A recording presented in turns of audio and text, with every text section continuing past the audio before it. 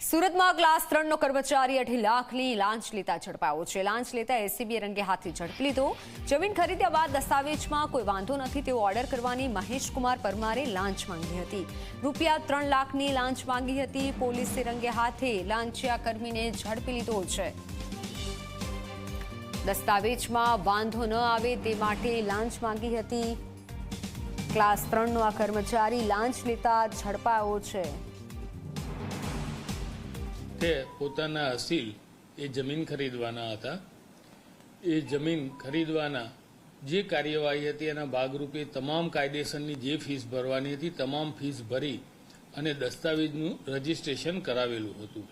એ દસ્તાવેજનું જે રજીસ્ટ્રેશન થયેલું હતું એ દસ્તાવેજમાં અન્ય કોઈ પ્રકારના વાંધા નહીં કાઢી અને દસ્તાવેજ છૂટો કરવાના અવેજ પેટે આ કામના આક્ષેપી મહેશકુમાર રણજીતસિંહ પરમાર જેઓ સબ રજિસ્ટ્રાર સુરત 8 અડાજણ ફરજ બજાવે છે તેઓએ પ્રથમ 3 લાખની માગણી કરેલી અને ટ્રેપ દરમિયાન 2.5 લાખ રૂપિયા એમણે રકઝકના અંતે સ્વીકારેલા અને તેઓ પકડાયેલા છે।